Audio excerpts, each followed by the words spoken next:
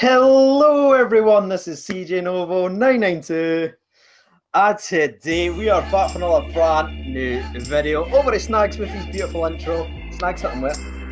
Evening everybody, Snags in 1980, 1980, We Welcome a Chase podcast fame. I don't know why I'm waving, but there you go. Hi, thanks. Everybody wave back. Hiya mum, hiya. Hey mum, I've made it. Made it on the channel. Today we're obviously back for another episode of the SPFL recap. Quite a lot to talk about actually. We couldn't have written the script any better. Every club's mostly got a storyline, which is awesome. So if you're a big fan of one of the other clubs that maybe doesn't get talked about a lot, you'll probably find it here. So let's just get right into it, Snags. So let's start with Aberdeen then. So the big news out of Aberdeen this week is, well, there's two main stories. One is obviously that they're through with a 2-1 lead against Apollon Limassol, and they play tonight actually, so away from home, and they'll be hoping to hang on to that. I'm not sure how it'll work with the away goals rule and all that, but I think if they get a draw, that'll be good enough. Yeah. But also they've missed out on Sean Maloney. He's decided that he wants to retire and become a coach, allegedly, according to Derek McInnes. So I think that'll likely be with Celtic youth, I would think. What's your thoughts on that? It's surprising because I can so many Aberdeen fans were calling this a sure shot, like they were saying this was going to be the marquee signing just to take them over the edge. I think they've got a very good side. Like Christie's absolutely phenomenal. He's in red hot form just now. Yeah. They're just looking for that wee link player, that one special. I think every team needs a special player just to unlock the door, and that's actually really surprising that he's decided to walk away. Maybe he just, it's obviously something he knows. Maybe he can't be the person he wants to be or the player he wants, and just decide rather than coming and being a shadowy self. He's just thought, you can what? Sorry, I'm not going to waste the wages and waste anyone's time. It's just not for me anymore. So fair play to him if that's what he's done. If he's, because he could have took the money because they offered him it. But fair play if he's wanting to walk away and become like a coach, and fair play to him. Well, this is it. You know, he could have been the kind of direct replacement for Johnny Hayes. Really, I suppose he's a similar type of player. Maybe like you say, not his best anymore, but he's still certainly got ability. But I think there's a bit of a trend at the minute with former players who have done their coaching badges, you know, coming back and being youth coaches. You've only got to look at Andy Little and Peter Livencrans at Rangers. So maybe that is the thing. He's been offered a role and he's just like, do you know what? I want to take it because that's where I want to be. So there you go. It's also worth noting as well that the actual Aberdeen game's kicked off because it's like the time difference. So it's actually kicked off. And they're actually getting beat 1-0 so far in the first half. Oh my God. So they need to score 2? Yeah, basically because the other team scored an away goal. So I seen in the comments, one of the Aberdeen fans was like, everything we upload and talk about Aberdeen, they seem to win. So sorry, we're uploading on Friday this week. Sorry about that. Sorry. Just knocked you out of Europe, sorry.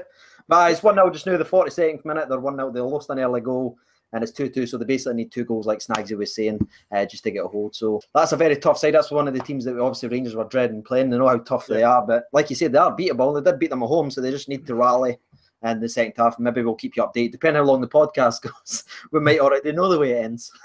Exactly, true story. But obviously, I'm pretty sure last time around there was red cards and shit, so they were quite aggressive. So I wonder if there's a similar approach there. I don't know. Developing story. So developing story. I like that. Thanks, mate. Celtic Football Club. There's quite a lot to talk about regarding Celtic, but I mean, obviously the big story coming out there is that they beat Rosenborg to advance to the final round of the playoffs for the Champions League. James Forrest with a goal, and you know, I saw a tweet today which was quite interesting. It was a good finish, but it said it took 3 attempts to control a standard pass. But there we go. And obviously we have to feel sorry for poor Lee Griffiths getting heckled at the airport and talking about his airport hell. See, as soon as I seen that, I was like, Snags is going to fucking love this. Did you also see the comment that he's put? Speaking of the Thatcher Mayor football mad with Griffiths, he actually says if Celtic can beat anyone in the Champions League. That was quite bold to say that before he's actually there. So I think so. He's never shied of confidence, let's be honest. He's never really shied away, but that's obviously Celtic will be happy to get through, but I think they'd have expected a better performance than against a poor Rosenborg side that was led by a meme, like you were saying. So I don't know, like I thought they would go over there and kind of beat them actually, like a better result, but 1-0, James Forrest, like even his own fans were booing him because they didn't want him to play. Like even in Celtic, then they have to obviously pretend that they weren't doing that. But Aye. That's surprising. They're kind of biting off more than they can chew already, but they go through. That's all that really matters, I suppose. If they get through the Champions League group stages, they get the money. They'll no bother how they get in, as long as they get in. True that. Well, they've still got another playoff game to play, mate, so another 2 legs against another team, so see how that goes. The other bit of news that I would like to talk about briefly about Celtic Football Club is there's a large section of their support that kind of let the fucking world down, really, pretty much, to be frank, let the world down. And this is regarding chants about Lee Rigby. I cannot stress how terrible a thing that is to kind of even come out of your mouth, and never mind make a song up about. And obviously it's upset the family and everything. So, and Celtic have come out and condemned it. It took them about fucking 10 days, mind you. But still, you know, I don't know what goes through somebody's head where they think something like that is acceptable, let alone make a song up about it. So I'm deeply disappointed in that, mate, to be honest with you. Leaves a very sour taste in the mouth. It's one of the things I even spoke about as well. I just think it's awful. There's no need for it. Like, he's got family and everything like that. It's shocking. I just didn't understand why you would need to do that. Yes, like rivalry, blah blah. But doesn't he? You didn't need to bring someone's, obviously the incident and like the family and everything's getting affected. You didn't need to do that. Yeah, you can have banter back and forth with each other, but it's not funny. I just didn't understand where the funniness in that story is. No. Like, you say, oh, it's just banter. I've seen some people trying to defend that. I'm like, really? That's what's funny. I was like, I just didn't get that. My brain just doesn't go there. And it's not just because they're Celtic fans. There's been some things that's been said, like both sides, and even at other clubs, I went, nah, I didn't really agree with that. I like having banter back and forth, but that's nowhere near. I condone that, really. I think it's just embarrassing. Not only to like Celtic, the entire league in Scottish football, if I'm honest with you. Everyone else already thinks we're a joke. We need to just go back to it and give them reasons to think so. No, agreed. And there's a kind of a one-upmanship on Twitter. You know, it's well, any social media really. It's always about like, never mind what we sang, you sang something that was worse. And I just think that's the wrong attitude to have. Take responsibility for your own team, and you know, condemn the people that are bringing it down or into disrepute, whatever, you know, whatever it is you're singing. It's not, you know, one other team doesn't do it worse than another team. It's the same thing. So it's that classic saying, 2 wrongs don't make a right. That's true. Like, you kind of say, but you've done something in 2008 on the 5th of August. This is us just like that. Remember that? And I'm like, what the fuck? What are you talking about? The club died, mate. I like that move. Thanks. Does that just come back with it? Club died, mate. Club died. Let's move on then. On to, is it Hamilton now? No, wait. Dundee. Dundee. So the big news out of Dundee, strange news, but it's kind of a symptomatic of the strange Betfred Cup format or whatever it is. They beat Dundee United. Sorry, Dundee United beat them 4-3 on penalties after a 1-1 draw to win Group C, but then they got drawn together in the League Cup second round. I mean, how the fuck does that work? Anyway, best of luck to them in that tie, and I hope that they manage to turn that around. But actually interesting, I mean, we were going to sort of maybe touch on like a tweet of the week or something like that, but speaking of Dundee United, did anyone else find it odd that they would advertise a player for sale via Twitter? Taking offers for Cammy Bell. I mean, Cammy Bell must have been sat at his fucking like dinner table like fucking beer everywhere. Like, what the fuck is this? Like, do you know what I mean? Delete quickly before anybody sees, please. What is that? I mean, it's up there, but it's not as close as the Inverness Cali Thistle Pornhub. Like, I mean, that for me was kind of pinnacle of Twitter over the past couple of weeks. So congratulations, whoever that was. That's a fair play. Both clubs kind of fucking their own team, to be honest with you, on both sides. The Dundee one's more embarrassing, I'd say, because obviously that's actually real. That's someone at Dundee says, "Came up with a good idea. Let's fire Cammy Bell up for sale on Twitter. Let's see what the boys have got. Somebody might DM us." Did you see Allo Athletics response? No, I never saw. What did they say? They were like, "Is this still for real? Please DM us." I thought it was fucking quality. They should have started like a big bidding session or something. That would have been hilarious. 50k retweets and you get Cammy Bell for free. The big news out of Hamilton, there's not really any big news to be honest, but Martin Cannon has come out and said that he's really worried about the quality of the Premiership because it's improving and Hamilton are kind of staying static, if you like. So he says it's going to be even more difficult for them to stay up. I think that's realistic. I think they are going to really struggle this season. I mean, they have signed a couple of people, I think, but nothing really stands out, and obviously their wage bill structure is very, very limited. So I think it's going to be a tougher challenge for them. I seen Templeton scored again. That was good to see. Like I seen they scored. It was Ali Crawford as well. I think he scored every week now. We're talking about him every week. And I can't remember who the last person that scored, because I believe was it 3-0? It was 3. It was Boyd that scored. Right. Somebody Boyd. I don't know. But I think Templeton and Crawford will be key players for them this season. And, they'll be the difference between them in the bottom 6, bottom or the top. So, how do you feel about him? Would you see him like... Because obviously there was a lot of potential and a lot of hype around. Do you think he'll ever be able to recapture that or anything like that? Because he's back playing football every week now. He's playing a lot of minutes. He's maybe not getting the full 90. I see like it does seem to get the substitution about the 70th minute, kind of like what he did at Rangers. Do you think he's got the ability, like maybe even the legs or anything like, to get back to what he was supposed to be? I think David Templeton is 100% a confidence player, and obviously we saw at Rangers a kind of an up and down kind of trajectory of his performances week in and week out. But obviously a lot of that was to do with what he was feeling up here with regards to his injury, which obviously he talked about, which has now been, fingers crossed, resolved for him. So I think the fact that they're kind of gradually getting him back in, obviously getting the knee strengthened and getting his confidence back up can only be good for him. And I do hope that he kicks on and becomes a player that we know that he can be. So yeah, that's my thoughts on it, really. Yeah, hopefully it kicks on. I hope we've got a buyback deal on him. I'm joking. That'd be nice. 10 grand. That would be nice. But it was Mark Warburton that let him go, so we probably paid them. Probably. Right, on to Hearts then. Oh, the Hearts. Where do we start? Jesus, what a meltdown for last week to this week. Holy crap. Everything that we basically talked about last week, it just completely fell apart. Everything we kind of touched on at our predictions, where everyone slaughtered us, like, no, they're going to be challenging for up in the league. Caffro's got it and everything like that. I've seen on the comments now, simply 2 weeks later, people starting to realise maybe our 6th, what was it, 8th you put them as? Yeah. You put them 8th and 6th is maybe a bit right. But yeah, obviously start off with the main story if you want, Snags. Maybe let the people know. So, if you didn't already know, CJ Novo 992 was sacked from Hearts by an egotistical Craig Levein. There's no surprise there. That's kind of his forte. He's a very controlling character, and it's kind of, he might be director of football, but in his head, the club is his. He owns the club. He owns the whole of Scottish football, and you better listen to him.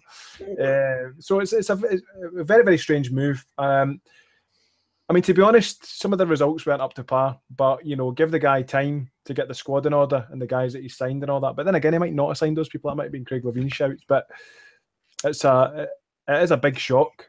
But there's 3 people that are interested in the role, one of which is Paul Hartley. Good luck with that, mate.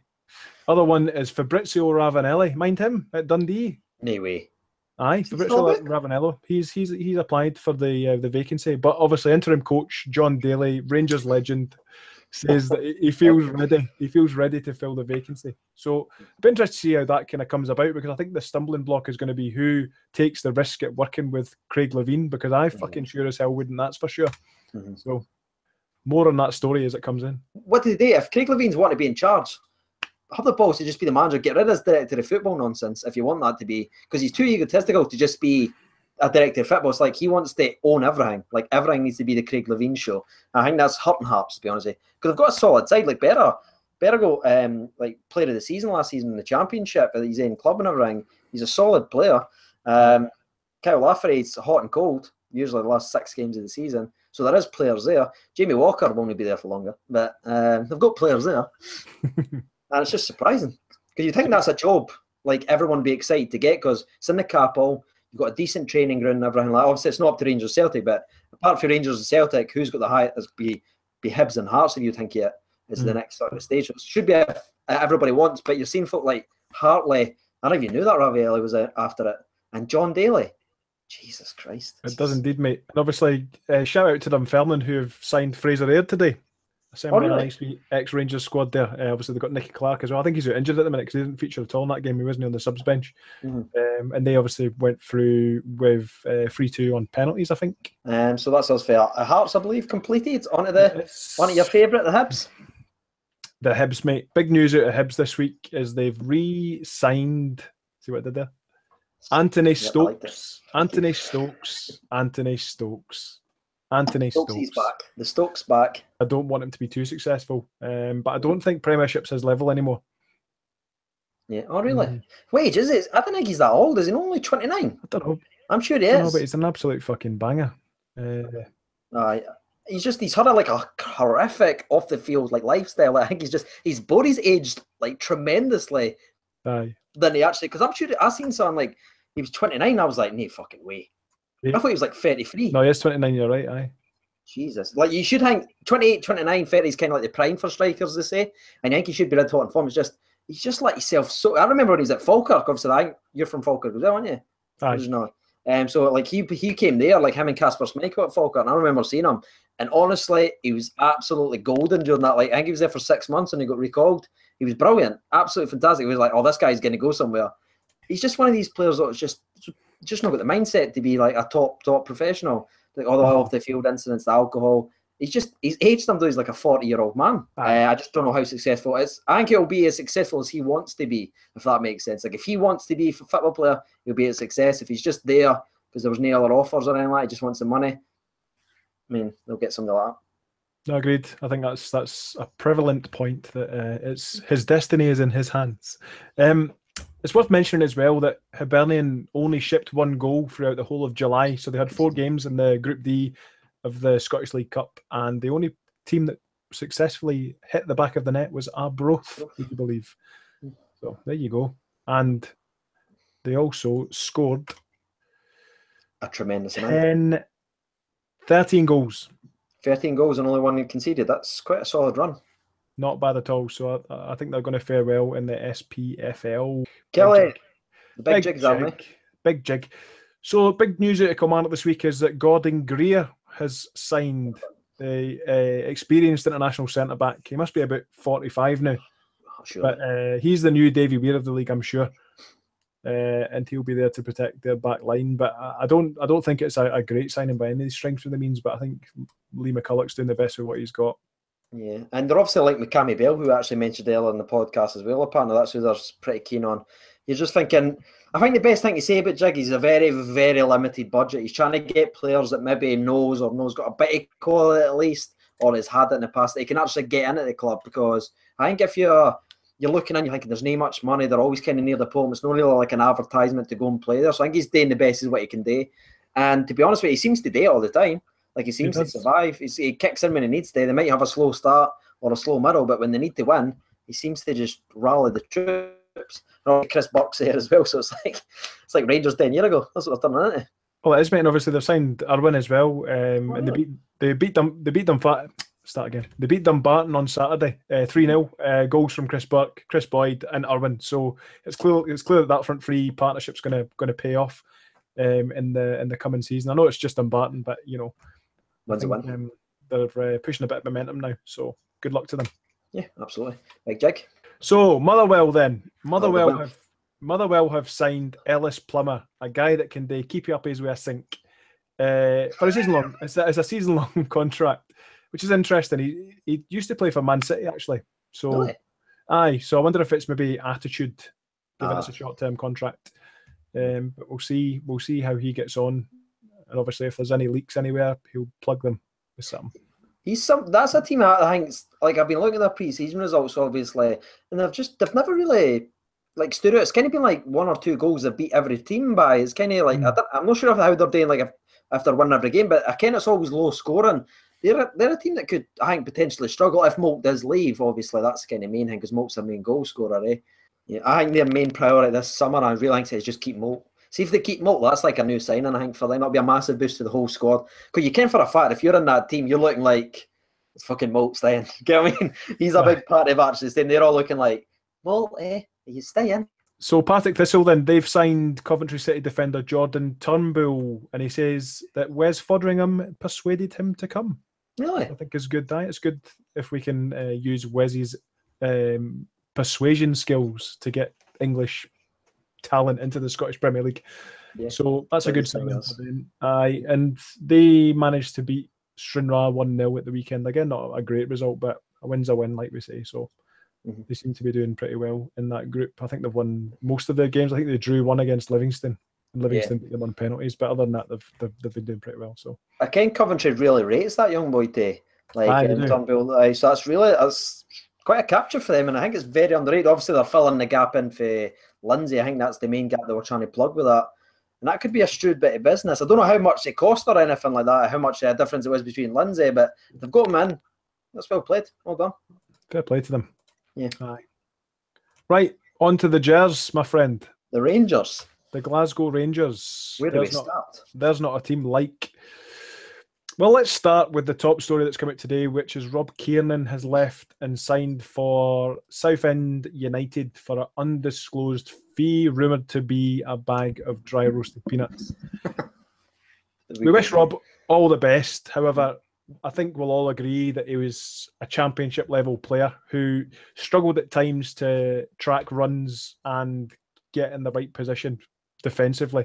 He had some standout games, but he was never going to make it in the SPFL, let's be honest. And obviously it was rumoured that when Warburton left, he downed tools. Saw this talk about injuries, a load of shite. He was just waiting on his next move. So we wish him all the best. And next on the list is apparently Harry Forrester.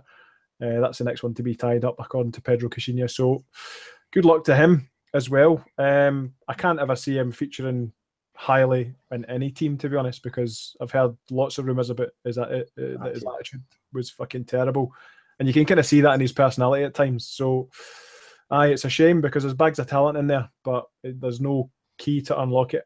So, cheerio, mate. Yeah, he's one of the ends, kind of like what I was saying with Stoke, that had the tools to be successful. He's just, I don't know, like you've said, there's always these rumours that he kind of downs tools. And he seems like a no bad guy. Like, you see him on Twitter and he's pretty funny, like some of the things he retweets, he gets involved with some of the fans. And you'd love him. Like, I really rate him. At the start of last season, I thought this guy's going to be the player of your season because he started the first 4 or 5 games absolutely saving us by scoring goals after goal.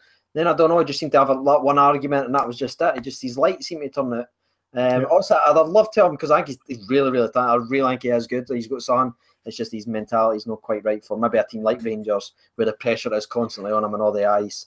And Rob Kiernan, I was really disappointed because I remember the 2-2 game against Celtic. I thought he was one of the underrated standouts of that game. I thought he was an absolute titan in that defence. And that was, I think, he's by far his best performance. And I looked and I was like, if he just played to his play style, because we were trying to get him to pass it, and that was never his game. But he just never kicked on, unfortunately. That was like, he's kind of like he's Kyle Lafferty, like he's one game. Like a couple of games he would absolutely die, absolutely kill it, sorry. I think he would run through like a brick wall and during the 90 minutes if he could. He's just not got the talent. I don't think it's ever been like on the field. I don't think he never gave his all. But there's obviously that thing. As soon as Warburton left, there's a lot of rumours saying he just had enough and that was him time to move on. So good luck to him. Hopefully he does well down there. So are they in the Championship or is that League One? I've no idea. I'm sure that's League One. Football League One, yep, you're right. And actually they're up against Blackburn at the weekend. Oh, well, yeah. Recently relegated. That's where Stokesay left from because they got relegated. A baptism of fire. A baptism of fire. So the last story then to come out of, well, technically it's not the last because we beat Sheffield Wednesday at the weekend in a friendly, which was absolutely amazing. Some of the football that we played was superb and kind of indicative of what we can expect in the coming season. And Pedro Caixinha said in his press conference today as well, he's like, where we are now is the best that I've felt since I've been at the club because he's getting the squad together. He's got his first team that he wants, really. And it's all kind of gelling together. So it'll be interesting to see what happens over the coming season. But as an aside, Michael O'Halloran on loan to St Johnstone. Genius move because it gets him kind of semi off the wage bill. I don't know what fee we're paying, for example, but it means he can't play against us. So hopefully he'll do well against other teams and it'll help us in our kind of quest to rock up that league. Yeah, there's a couple of questions I just want to fire back to you tonight just to see your opinions on because I've already started getting the questions and they're not going to be featured in my video for a while. Do you think Michael O'Halloran's been given a fair chance at Rangers? I get that a lot. Do you think so? Okay, good. Yeah, 100%. Yeah, 100%. I mean, Michael O'Halloran's clearly got a talent for pace and getting the ball into the box with a couple of wee tricky moves and stuff like that. But he doesn't have the decision-making capacity that someone in that position needs. You know, some of his cross balls and kind of low passes across the box are brilliant, really, really good. But see, when he's got to do anything else, like track back in that, he hasn't got a fucking clue and he panics. Do you know what I mean? Because it's not natural to him. He's just one of these guys that wants to get forward. And I think, you know, ultimately the Rangers jersey was too heavy for him. I think St Johnstone's probably a good level for him. So it'll be interesting to see what happens to him.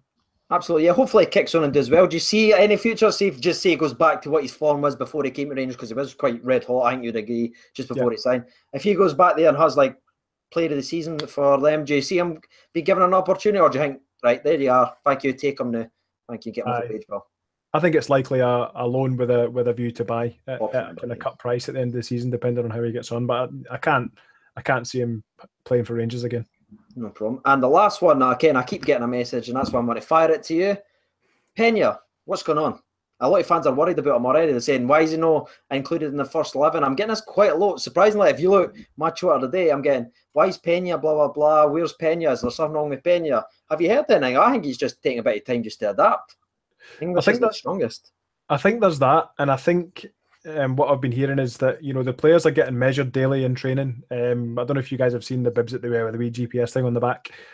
That kind of outputs a report to the manager so you can see, distance run, effort put in, things like that.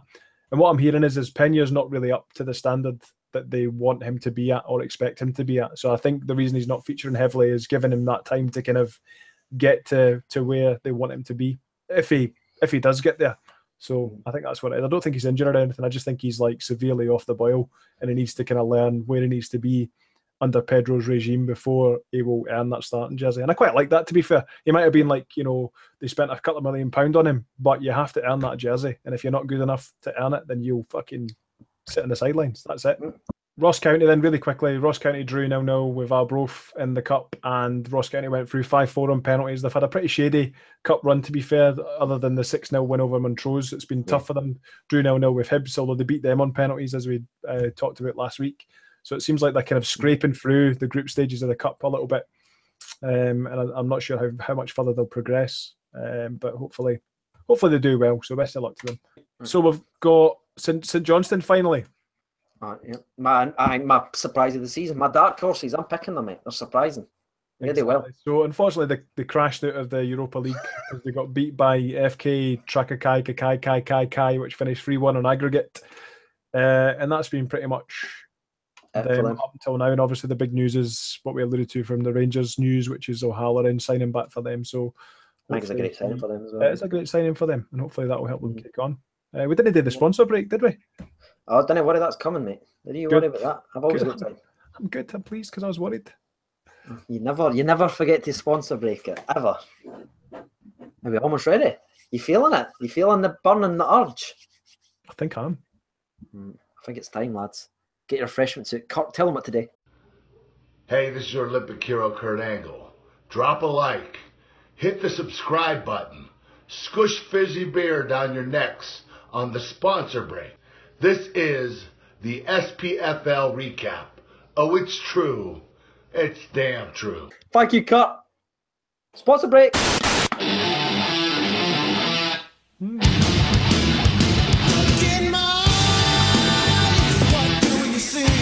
Moves. We're back, mate. I'm real upset that you've been stealing the sponsor break from me. People are starting to say it in the comments. I'm not liking this. Obviously, tune into the We Welcome a Chase podcast, which will probably be released at a similar time stroke date as this.